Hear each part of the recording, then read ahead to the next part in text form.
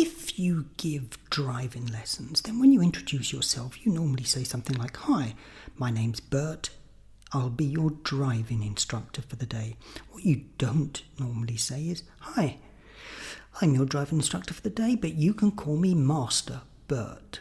If you did, people wouldn't take you very seriously. Yet in the Eastern arts, that's just what everyone does. Sifu, sensei, master, guru. Today, the Teapot Investigation Team look into the use and abuse of titles in Tai Chi, in society, and everywhere else below the ozone layer. A very tofu-like monk tale. 10 ideas to go beyond the form, beyond the class, beyond the shackles of history, beyond the bubbles of complacency. 10 ideas to defrag mind and body, something or another. Curious. Anyway, all of this has brought me round to thinking about not only what we convey, but how we convey it. You see, traditionally one conveyed skill, experience, knowledge through certificates, belt, colours, uniforms, hairstyles, adopted names, initials and styles. Well, many still do, sadly. However, this did give people some form of reference. But Chinese arts don't do this as well as the Japanese ones, without gradings and belts and hierarchies so present in Japanese styles. The Chinese arts have had to rely more on lineage and tradition. Yet even here, these values are being questioned in themselves. Often, an over-reliance on these results in an incestuous complacency, a stagnation of ideas and techniques that freezes an art in time and space until an outsider emerges to nudge things on, to encourage a little evolution. Any brief look back over the history of Tai Chi will show dozens of such cases. Take a look back at the images of Tai Chi grandmasters, for example, in their satin suits with their ponytails swinging behind and their collections of adoring students at their knees. And then look to see how many Tai Chi schools are marketed today in the same way.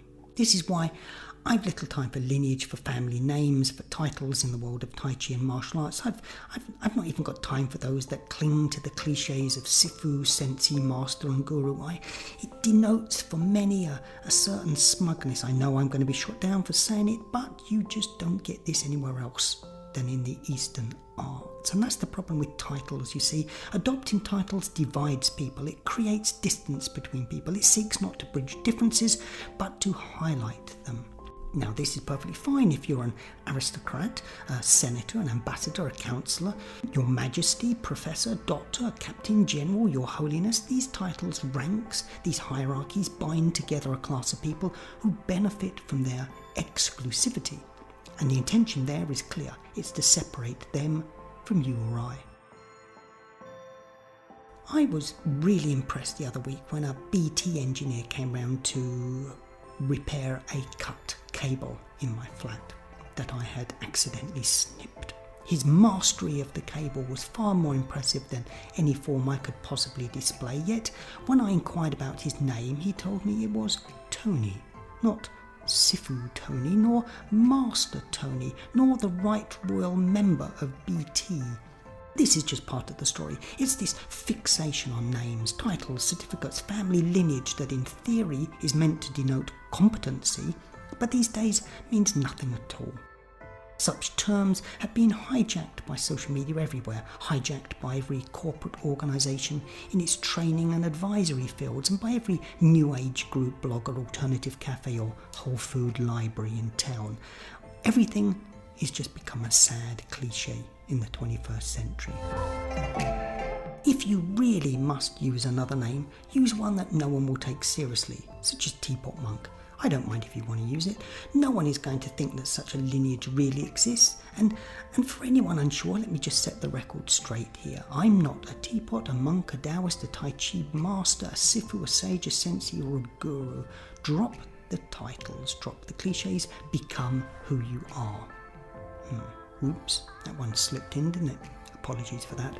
Well, that's it for today's episode. Feel free to disagree and write and tell me why I'm an upstart. Leave a comment on any social media platform and I'll attempt to defend my position without being defensive, if you know what I mean.